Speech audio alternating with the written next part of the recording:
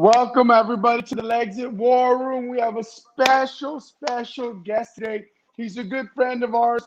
We went to DC to see Trump at the White House. We had dinner with this guy. He's a Latino man. I'm going to tell you, he does it. Nobody does it better than him. Rich Valdes is an associate producer for the Mark Levin Show, a radio talk show host. And like I said, a good friend of Lexit. Brother, thank you. Thank you for coming on. Appreciate it. Well, it's my pleasure, A-Rod, to be with you and Mario and Jesse tonight. Lexit War Room's always popping, and I enjoy it when I'm not on it, and I'm super thrilled to be here with you guys tonight. For sure, brother, for sure. That's dope. And so check it out. A lot of us know you. So for the people that don't know you, give us a little bit of your background, how you became a talk show host.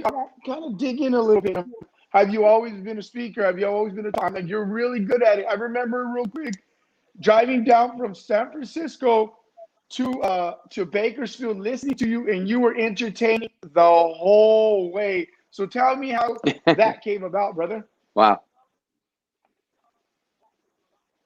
Yeah, you bet, brother. Thank you. So, I'm a kid born in Brooklyn. My parents are from Puerto Rico, and ended up moving to Jersey across the river. Started a small business. I was a barber for a while, and I enjoyed what I now know are called conservative principles. I didn't like paying taxes. I had to pay them, but I didn't like it. I enjoyed making my own money, not having people tell me what to do. And I was like, yo, that's what's up. I like that kind of thing. So, I naturally gravitated toward that, have my own faith walk with the Lord. So I tended to always appreciate certain conservative positions on a lot of social issues. And it just, to me, it was a natural fit. Around 2000, I watched Al Gore, and I saw Al Gore falling apart. He was really just in my opinion, at the time, I was embarrassed that he was our former vice president, the way he was, going in this tit for tat with Governor Bush over the 2000 presidential election. And I thought, if this guy's taking the election that way, and he's being a sore loser, crybaby kind of, guy, I think not the guy that we need in the White House, defending against America against any of our foreign enemies. So, I started to pay more attention to politics and ended up working on the subsequent Bush campaign, Bush 2004, Bush Cheney. And I went to New Hampshire and did some stuff with the RNC. And I was like, I like this. It was all volunteer stuff, but it opened my eyes, opened up my network. I met a lot of really cool people. So fast forward from that, I did an internship with a congressman. At the time, the most conservative member of Congress was out of New Jersey, of all places, New Jersey's 5th District, Congressman Scott Garrett. And I learned a lot. So you put all of that together. And by 2005, I had one kid. My wife and I were expecting another one. And I said, you know what? Maybe I should run for office. So I ran for the state legislature in New Jersey and learned so much about the political process and how the swamp really works. And before we called it the swamp, I called it New Jersey state government. And I learned a lot about it. So that kind of opened my eyes. And I said, man, this is crazy. So I got very involved, and I stayed involved in politics with the local Republican Party and whatnot. And then years later, when Chris Christie ran for governor in New Jersey, they were looking for somebody to help in a few different areas. Higher education policy I had a background in. So it kind of just worked out, and I ended up doing some work with the Christie administration, which I was a part of for a couple of years. And then on the inside as a staffer, and then on the outside, he also appointed me to the CHPRD, which is the New Jersey State Center for Hispanic Policy Research and Development. And the rest was kind of history. I was a political guy. I worked in and out of higher ed, had a marketing company, I produced red carpet events and stuff like that. And one day it was just like, I've always loved talk radio. People for years have told me you should get into radio. And I just didn't have a chance to, because if you ever meet radio people, they'll tell you, oh, I started when I was 16. Oh, I've worked in 5, 6, 10 cities across America, in the smaller markets to make it to the big time in LA, to make it to the big time in New York. So I always thought there's not a chance for me, a kid, a Boricua from Brooklyn that grew up in Jersey. I don't have a shot. And it just happened to be that the great one, Mark Levin, was looking for a political guy to be a producer on his show. And I thought, well, I'm not a radio guy, but I am a political guy. Mhm. And, you know, as God would have it, the connection was made. It worked out really well. And hence I became Mr. Call Screen. And that's been a wild ride. From there, you know, my colleague always told me, man, you talk too much. And I was like, well, what do you want me to do? I'm a chatterbox. So he he introduces me to the guy that used to do like the voiceover work for Howard Stern. And he introduces me to another guy that does podcasts. And I didn't even know what a podcast was, but they said, you should start a podcast. And he helped me create a demo. I did it, pitched it to Cumulus Media, and they liked it, they went with it. And This Is America with Rich Valdes was born. And I loved it. I just never turned back. And it's been a great ride. That opened the door to radio. I started doing radio in Philly on WPHT. And after that, started doing substitute radio work in New York City on WABC. And then I got my own show on WABC. And then they bought another station. And I got another show there. So now I'm on the air 6 days a week. 5 days a week. I'm producing for Levin in the evening time till 9 p.m., which is why we almost, didn't coincide for this stream. So that's the story. I don't know if it was exciting, but that's my story, and I'm sticking to it. No, bro, that's an awesome story. I really enjoyed the show. You honestly have a natural talent for it. You're good. I loved how you had people call in. You let them express their opinion. You had a back and forth Thank you. when I was listening, and I was like, man, a fan instantly, and I appreciate your voice. But man, what's up, brother Rich? Man, so happy to have you on. This is a good brother right here in Lexit. Me and the whole Lexit family, we all love Rich a lot. He's always been down with us. He's always supported us, and just want to thank you again for coming on, Rich. But my question for you is, Absolutely. you had the honor to be at the CPAC. So we just want to know what was your thoughts on CPAC? How was it? It looked like an amazing time over there. Oh, yeah. Well, so, I mean, CPAC is a tremendous thing. And not because I was there. I mean, for years, CPAC has always been, it's where you go when you want to do your networking. It's what's popping in the conservative movement. It always has been. And it's just the place to be. So 2 years ago, I was there as part of the media, as a radio guy, producer, and I had a blast. And I thought to myself, I can get down with this. Then the following year, I had an opportunity to be part of a panel with the Assistant Secretary, the Deputy Secretary for Homeland Security, Ken Cuccinelli, and Denise Borelli from the Fox News Channel, and we talked about citizen first solutions, about immigration and how to curtail coronavirus and stuff like that. And it was great because at the time I had just done this interview with somebody I later found out was kind of like tangentially related to my family, about a 92-year-old woman that was raped, then murdered outside of her own home. And it was just obscene. But that was what was going on in New York City last February. And they wanted to talk about that, about my interview with the woman's granddaughter who'd started a foundation in her honor. So they invited me in for that last year, and it was terrific. And I guess, you make a good impression. Hopefully they bring you back. And thank God, I think that was the case. I hope, fingers crossed, that was the case. And brought me back this year to be part of this panel with some African-American activists that were talking about, successes and challenges with the 2020 election across the board with, Latinos, Hispanics, all minority voters.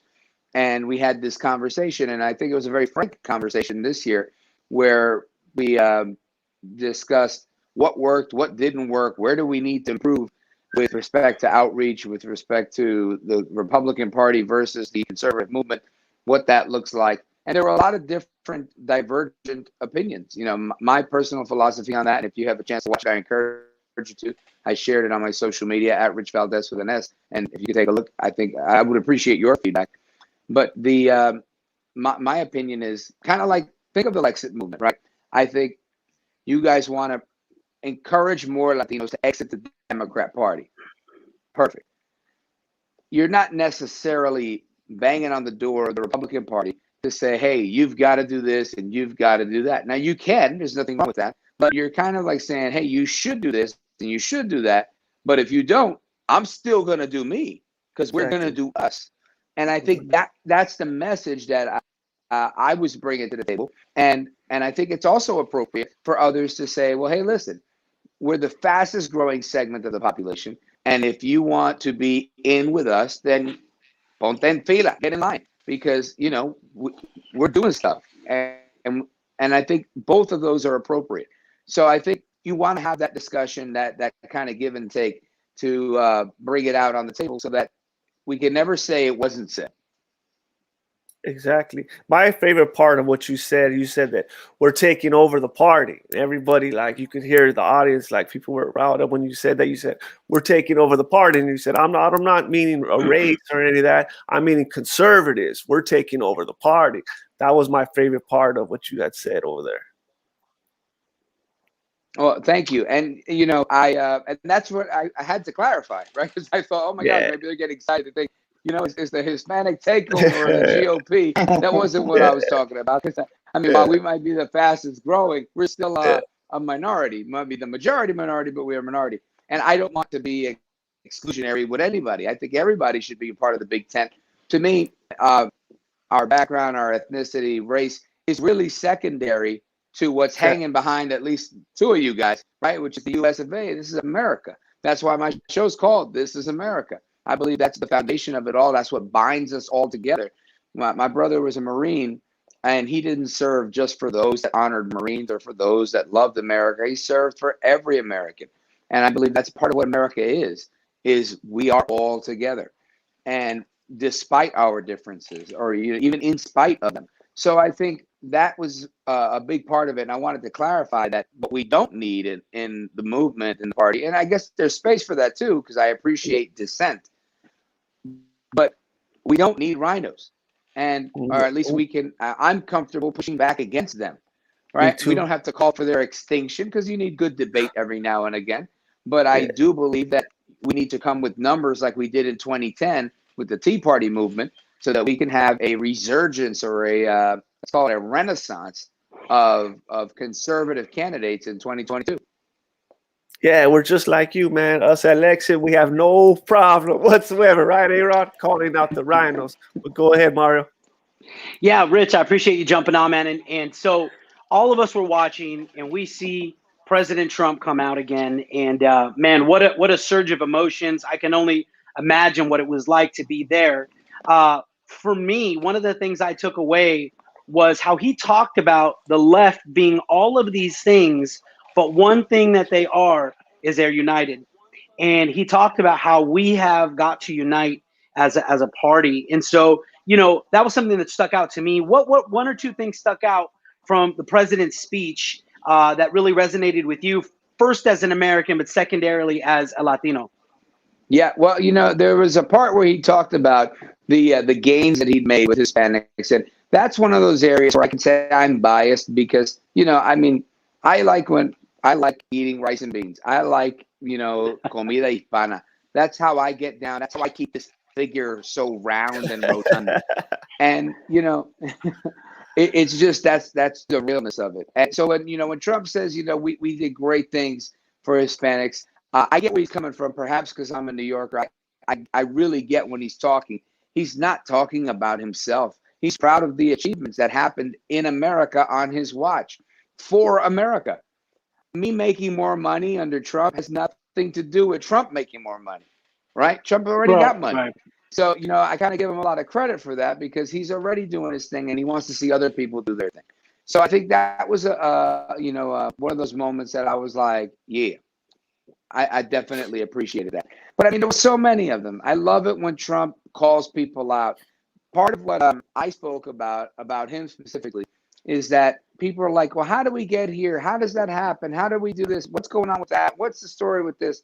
And I think, you know, so much of what he did was so simple. Look at A-Rod's hat. Trump said, you know, we're going to make a message. Make America great again. And then he says, put it on a red hat. And that's it. right? This movement more very, very simple. Then he turns to the media, which is the main culprit in all of this stuff, all of it. And he says, "You're fake news." Brilliant. Right? I mean, brilliant. We don't need El Trumpito. It's him right there. So, we don't need this big, I think, diatribe on why they're fake news, because I think people already realized it. It's just oftentimes, the reason I even have a job is, sometimes I can articulate a thought pretty well. And when you're able to articulate things, you get the message across. And that's something Trump is expert at. You're fake news. So when he does that, it's like, wow, you've just equipped a lot of people to push back. They went further. Check out this piece of genius. CNN sucks. How about that one? Right? I mean, this is just it's like a 1-2. It's a combo. Right. Point is, Trump did all of that. And I think it really empowers the average citizen that isn't like me, that's following media all day to know what's going on in politics and jump on a stream with guys like you, leaders in the grassroots movement. But everybody who's actually out there driving a truck, working as a babysitter, working as an attorney, doing whatever it is they do, a filmmaker or a cop. People have a job, they have a life they have to live, they have kids they have to feed. And not everybody's got their finger on the pulse of what's going on in politics. But when they're given the tools to kind of push back, it's like, yeah, that works. So to sum it up, I think my favorite part is when he calls people out. He called out his critics by name. His adversaries in 2022 went off the list. I love that. No beating around the bush. The only bush he beat a little bit was maybe we'll beat him for a third time. Who knows? I thought that was brilliant. Right. Awesome. So we're having tostadas tonight as well. I'm missing out right now, just so you know. Yeah. Quick story. Let me just tell you this. I think it's funny. I was interviewing Gordon Chang. He's a Asia expert, and we're having this is not the funny part of the show. This is a serious part of the show where we're talking about the serious threat that China poses internationally to the world and the United States. And we're in this back and forth, and it's going pretty good. And all of a sudden, we're live on that broadcast row. So I'm in a booth next to a lot of other broadcasters, very noisy, thousands of people walking around, very distracting. And I'm not used to that. I'm used to a nice, quiet studio, but I'm rocking with it. And I'm like, yeah, we're all in this combo. And then all of a sudden, I hear in the background, CNN sucks. CNN sucks. And that was when Jim Acosta came. So I was live on the radio when that happened. If you listen to my show, you can probably hear it in the background. And I'm trying to play it off like that's not happening. But I was like, they're chanting CNN sucks. Awesome. That's hilarious. Hey, bro, so I'm debating on what question I'm going to ask you, but I'm going to go with my gut here. So I'm going to change. I'm going to shift topics a little bit. I'm going to talk about Biden. Right before I got on, I seen that a senior advisor said that Biden was going to move forward with reparations without Congress, right? With usually they do a few steps or whatever. So they're going to move forward. So I seen that right when I came on, and I made a little quick video, and I said, you know what? I want to hear you guys' comments. So I'm kind of waiting to go back to it. So being that you're on here, and I know I would love to hear your take on this. I would love to hear what you have to say on this. Yeah, well, I haven't seen the story, but I can tell you, I mean, he already laid the cover for this and set the stage for it with the whole equity bill or equity executive order that he signed, which didn't focus on equality, but focused really on just trying to make people whole financially. And, as that happened, that was the first thing I thought. I said, man, they're going to roll out reparations very, very soon, even if they can't call them reparations. So I think Biden has a very, very aggressive agenda to really push part of their party. And this is, this is what they accuse Trump of. Or they accuse Trump of appealing to the most radical fringe on the right, the white supremacist wing. And it makes me think, I didn't see Trump get anything done. If one thing they can blame him for is January 6th, which to me, there's no proof, zero. But they can say that something actually happened. There's actually something they can point to. But with Biden, there's so much proof. I mean, he's just time and again with his hand in the cookie jar, whether it's in the Ukraine, whether it's with Hunter, with China, and now this with reparations. This is, to me, it's blatant. It's absolutely clear that Joe Biden doesn't care about anybody. In fact, he says it. He said that blacks and Latinos, sometimes they don't know how to use the internet. And, I thought to myself, wow, we don't know how to use the internet. And so now he's going to pay us. So hopefully that, we can learn how to use the internet. I think it's absolutely another scam for a wealth transfer. And this is all it is. And they're hiding it behind reparations. Others think it might be pandering to that. It may be a little bit of both, but I think it's a bad move either way. This is clearly where we don't want to be as America, where the government hands us money. It's a scam. Yeah, for sure, man. Yes, and then to go back to CPAC, I just want to say, man, when Trump went out there, it gave a lot of us a lot of confidence. It was good. It felt good to have Trump out there again, like you said, man. We missed him. That's why everybody was posting, "You miss him yet? You miss him yet?" Because, man, it was so good to see Trump out there. But I don't know if you caught.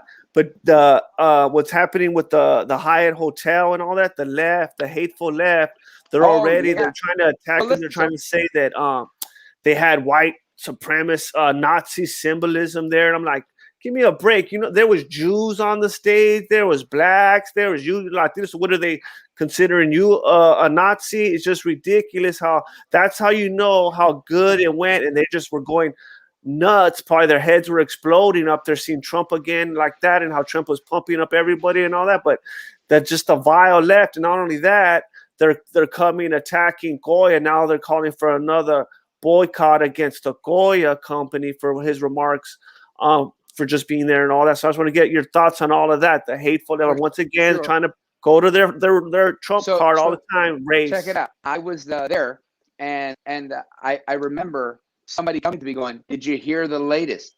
And I'm thinking, no, I'm because you're like in a bubble when you're there. You're only doing what's happening there. A bunch of conferences, there's breakout sessions, you're networking.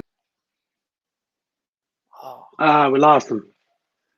Yeah, he cut off, but there you go. There we go.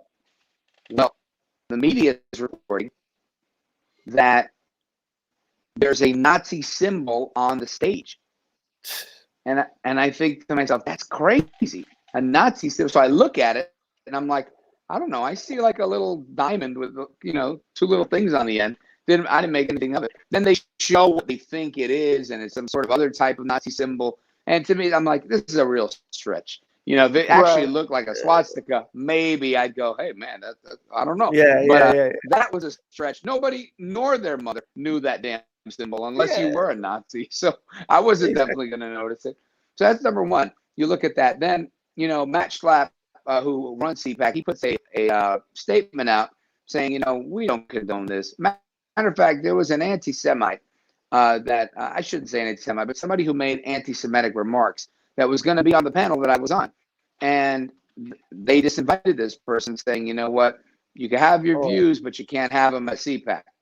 And that's how that went was young down. Farrell. So I don't know him, but I know that happened. I read it in the New York Post, actually. So I look at that and I say, this is an organization that they're all about ideas. They're all about the free exchange and flow of those ideas, but they're not about any type of bigotry. Matt Schlapp's a white guy from Kansas, nice guy, very smart guy, married to a Cuban lady, Mercedes Schlapp, who ran Latinos for Trump. So, I mean, he's not that guy. You know what I'm saying? He's got 5 daughters. He's a girl dad like me. Good guy. I wouldn't say he's a white supremacist in the least. Now, looking at that, it just makes all the sense in the world that was kind of the backup story to keep the fire going, because that's how the media works. They hit you with that 1-2 combo. So the first shot was Jim Acosta coming through saying, earlier that day, it was Jim Acosta coming through with, isn't this the big lie conference, making this, this term the big lie, which we've all used, but really comes from Joseph Goebbels, the propaganda minister of the Nazi party, saying, this is a big lie and tell it often. So he comes and makes this thing, has a little shootout with Matt Schlapp on the floor at CPAC because they're friends. It's not like he was like, oh, you can't be here, you got to bounce. Wasn't like that at all. It was like, hey, come and learn something. We got a lot going on. We're sharing these ideas. You're welcome to come. Bienvenido. But I don't think Acosta was there to have a free flow and exchange of ideas. He was there to pick a fight, hoping somebody, in my opinion, was going to get stupid with him, so he could say, "Oh, look at these guys; they don't know how to control themselves." This is, he was there to be a provocateur. So all that being said, they have this exchange, and then they play it one way on CNN. This is how the media typically does what they do.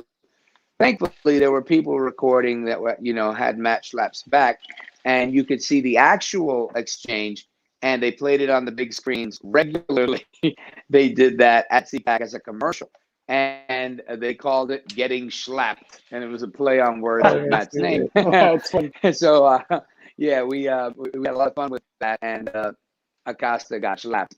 And not only was it funny, but I had Matt Schlapp on my show today, on my live show in New York, and we're going to replay that on my podcast. So if you want to check it out, it'll hit tomorrow with my interview with Matt Schlapp. And I think you'll enjoy it because he really goes deep into what happened, a little bit of the behind the scenes and the setup on that. So that was the first part, Acosta. Then at CPAC, they have a Catholic church service, a Protestant church service, and a Jewish Shabbat dinner on Friday night during the Sabbath. So the Jewish conservatives gather and they do their thing. And it was during that time conservatives were gathered at the Shabbat dinner that they released this Twitter attack now on the stage looks like some sort of ancient Nazi symbol and blah, blah, blah, blah, blah. And so to me, it just goes to show you that the people that would react first and say, well, hold on, I'm a Jew, I'm at CPAC, anything like that, they weren't able to respond because they were busy practicing their faith. That's the extent that the media goes to try to smear something. And I was there with both of my daughters, they're 15 and 19. And all I could tell them, they kept telling me, wow.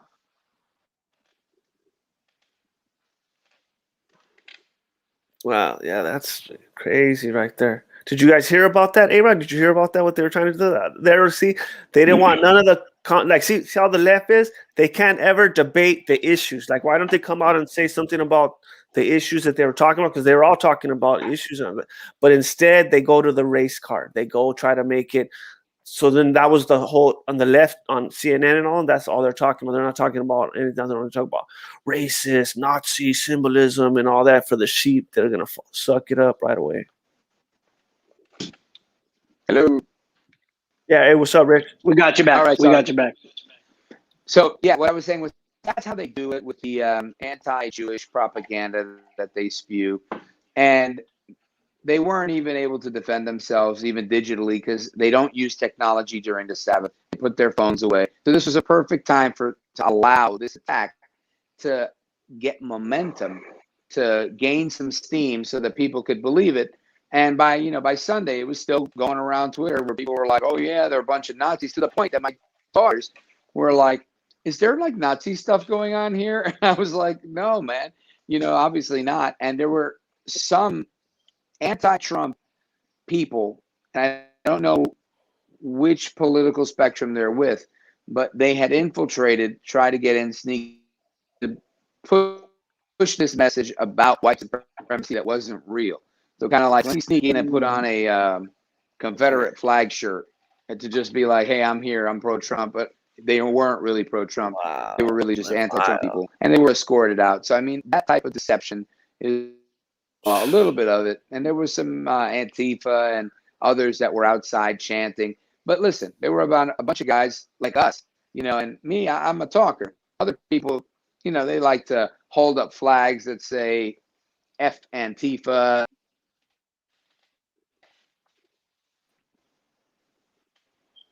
Yeah.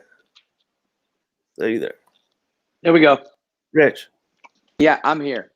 Yeah, but speaking of anti-Semitism, they have their own anti-Semite. Look at Omar and them. They're all righteous anti-Semites and all. They have their own. So it's ridiculous for them to even try to even go there I guess they figure they can because they know their allies on the fake media is going to be all right there by them. But like I said, they have all those anti-Semites in their party, and then they don't ever condemn them or anything. But it's just ridiculous how they always just try to. That's their go-to is always race. But go ahead, Mario.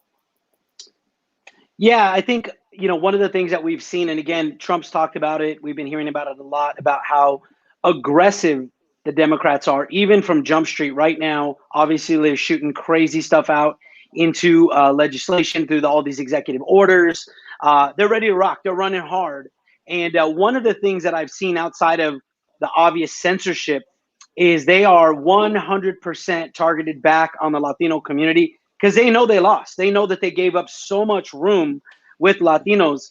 And so, what do you think about that? I mean, I was just watching a commercial here about shingles, and it's a mom driving in the back, and their Latino mom and her daughter, and she goes, "Oh, that shingles can be prevented? How? With a vaccine?" And they go, and the mom's in the back, "Oi, mija, relax," and she jumps off, and they show her running to the pharmacy. And my 14-year-old goes, "Dad, they're trying to get the Latinos to fall in love with vaccines." And I said, "Yeah, hard. They're just at it. Boom, boom, boom." Right. So, what does that mean for us as conservative Latinos? But what are your thoughts on how they are just going hardcore right at the Latino community? Well, I think thankfully we were able to see what they did with the African American community and how they did this same thing, trying to get everybody in lockstep. And again, part of why I love to be a conservative is because I love the fact I could think whatever I want. I could do whatever I want. I don't need to be part of your thought police club. So I think a big part of that is they're coming after Hispanics, and so are we. I mean, let's not make a mistake. We are. Look at Lexit.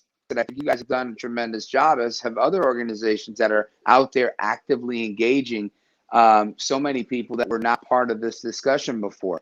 So they're doing that, but I think they do it based on deception, based on fear, based on, oh my gosh, shingles, like you just mentioned, right? Emotion, yeah. It's all emotion. And I always tell people, forget the emotion, let's focus on logic, because ultimately I think you can make a better decision for yourself based on logic. But the part where they, I guess, beat us is that they realize that you don't wake up one day and go, wow, I'm going to think logically. People are emotional. Some people are always guided by emotion. That person's always going to be guided by emotion. I think that's pretty much the end of that story. And there's some people that are extremely logical, and you have extremes on both sides, and you have some people that might go in and out of both. So I think it's important for us really to focus on education, to just be educated, to stay up to speed on what's what, to have a high level of media literacy. So if you hear Jorge Ramos start asking questions, you can check him and be like, what? Why are you asking a question like that? That makes no sense. And you can start fighting with the TV. It's how I got into talk radio, fighting with my radio in my car. And I think we need that. For me, it was talk radio. I mean, now we have all this, look at that, we have the Lexit War Room. You have so many streaming options where you don't have to be in the dark. You don't even need the news anymore, but you can compare and contrast. So I think that's part of it. And yeah, they're definitely after I've always said Latinos are a political football for every political party, because there's a cohesiveness that, I'm all for assimilation. I am all about it, right? My dad's name is Juan, and he named all his children John, Robert, Richard, Robert, right?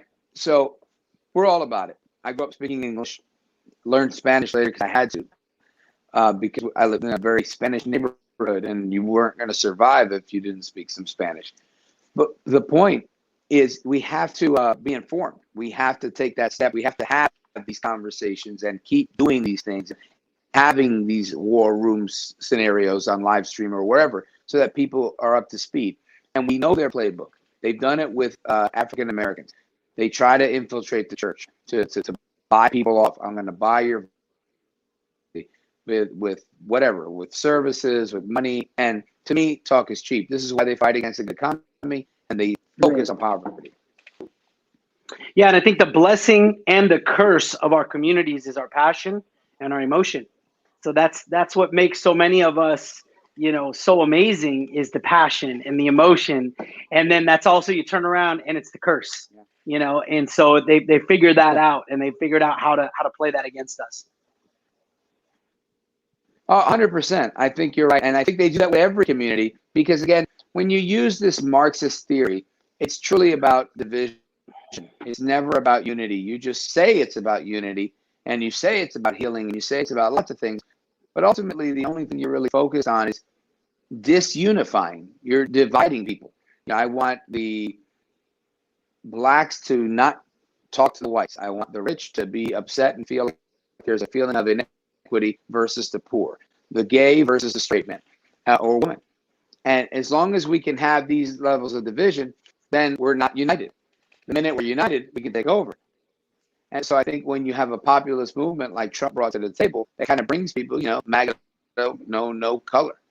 When you have that going on, it says, oh snap, we've got something that we've never seen before. We're going to have to do things we may have never done before to beat this guy. Exactly. Exactly.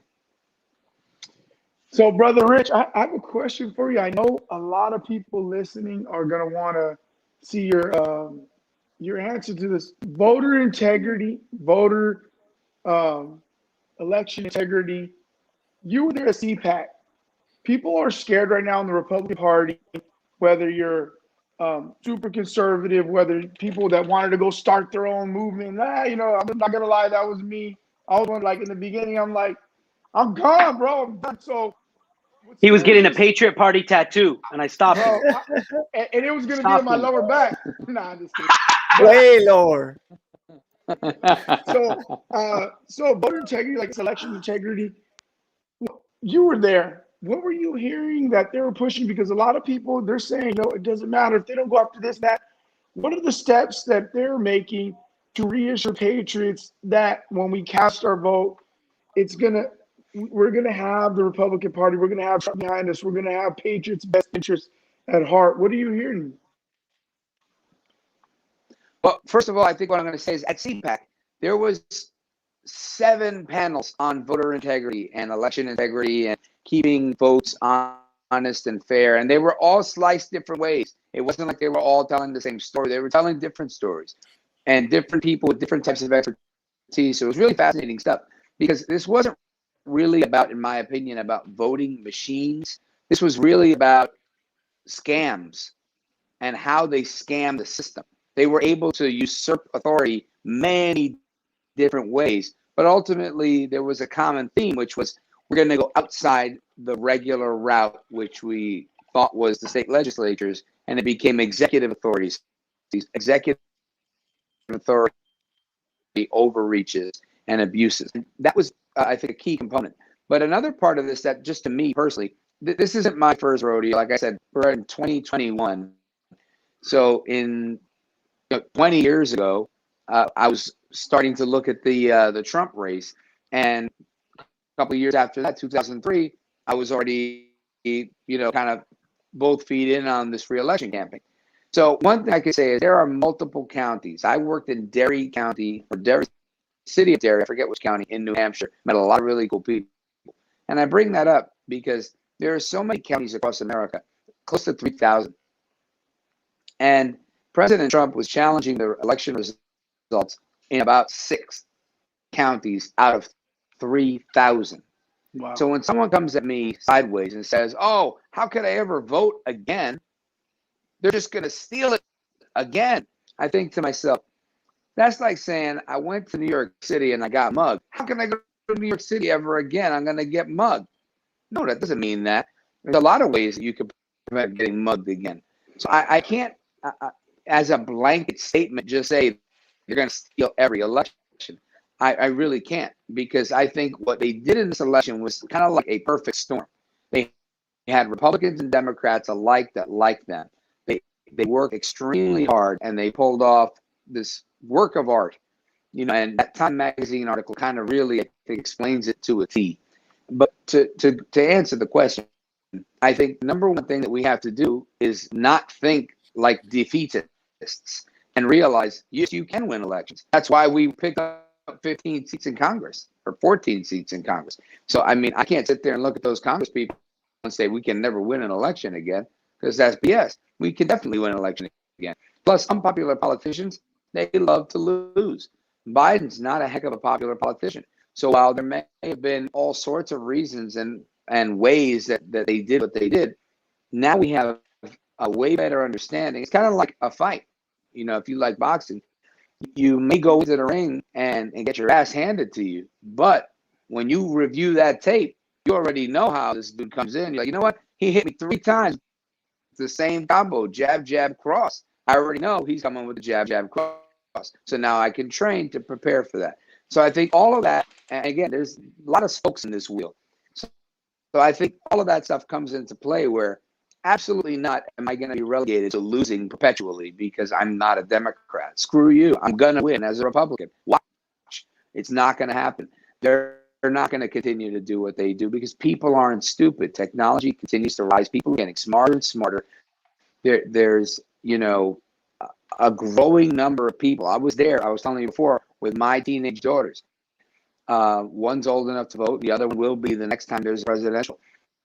They form their own opinion. Something I've never done was pushed my politics on my kids. I always kind of pushed my world view, whether it's, you know, a faith in Jesus and a common theme of a world view, and let them make up their own mind, because I never want it to be indoctrination. I really want them to get these concepts, and if they like them, keep them. If you don't like them, find a better one.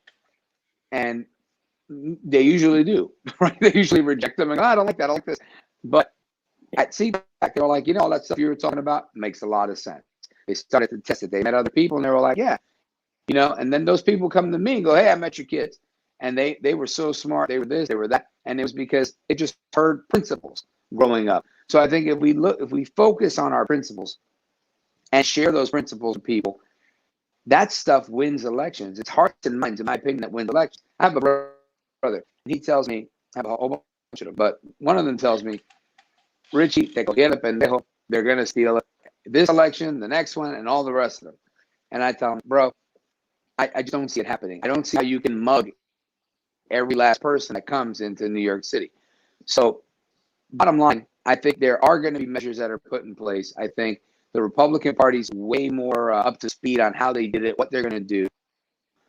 That's part A, right? Part B is we have to continue to educate people so that they know what's going on, not about scaring them into they're going to steal this. So this is how they do what they do, and you need to be hip to it.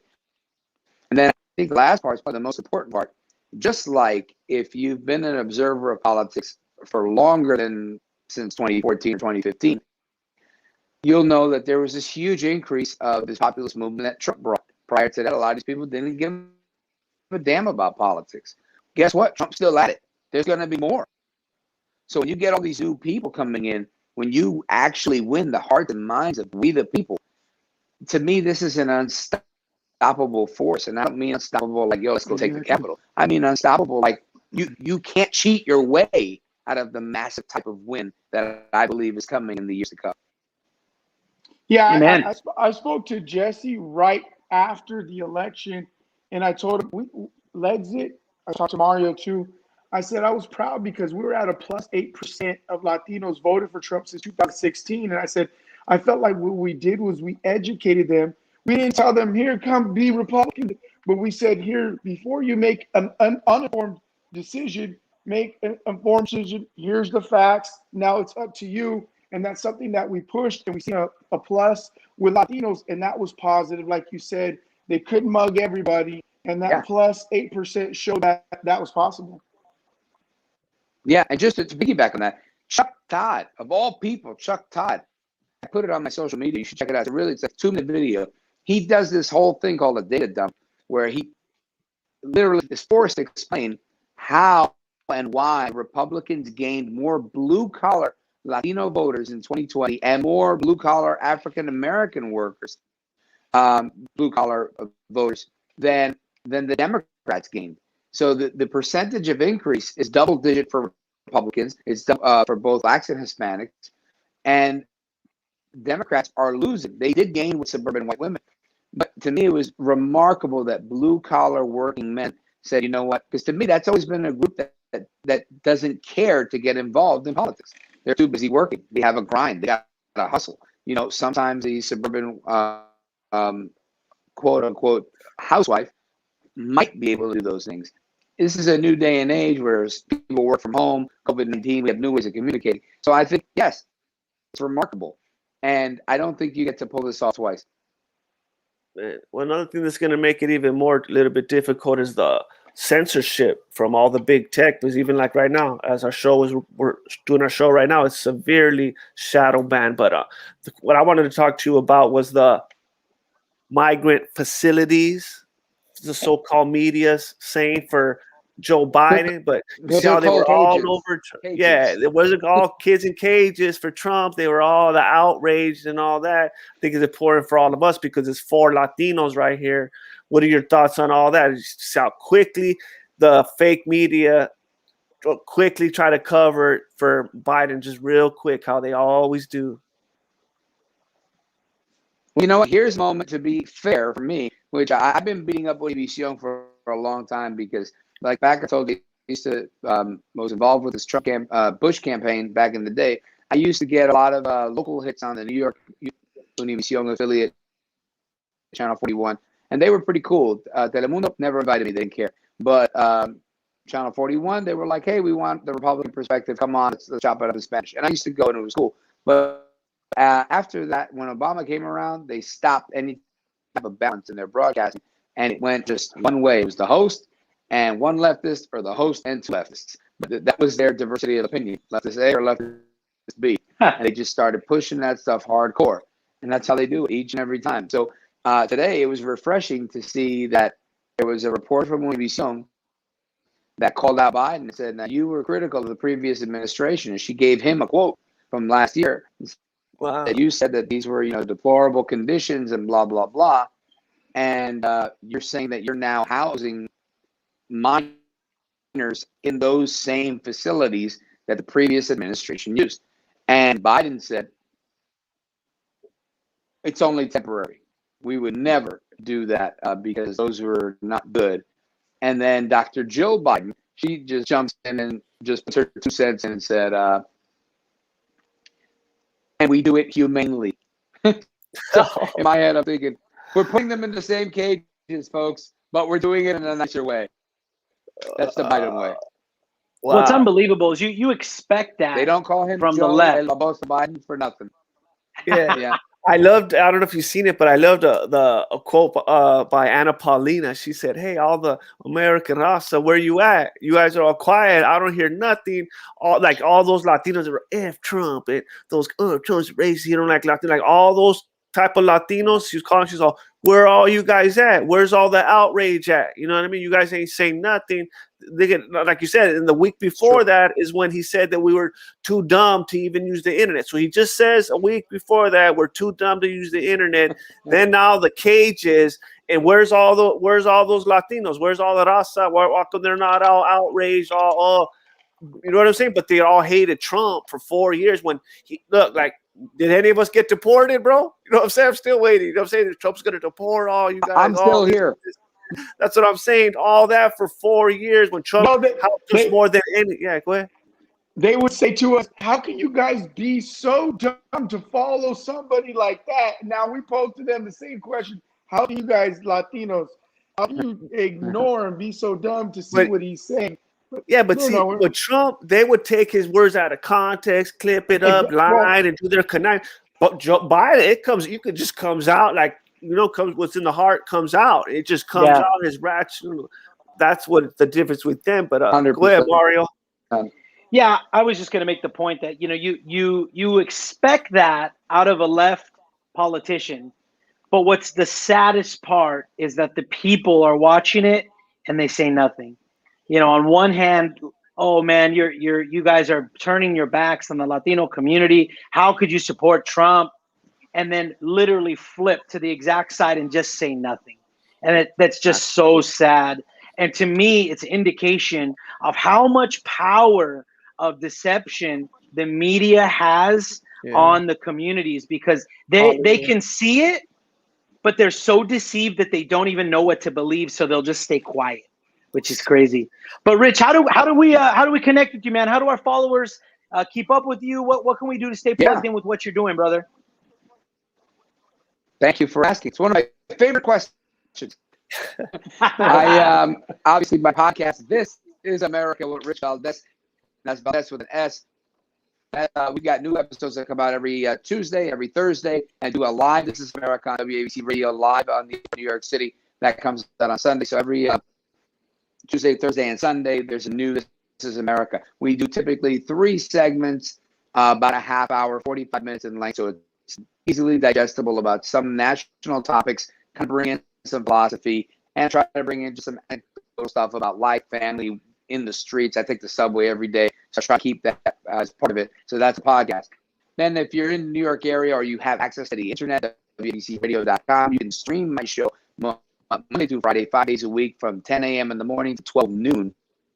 And, what's cool about that is because I used to just do 11 to noon. They just gave me an extra hour.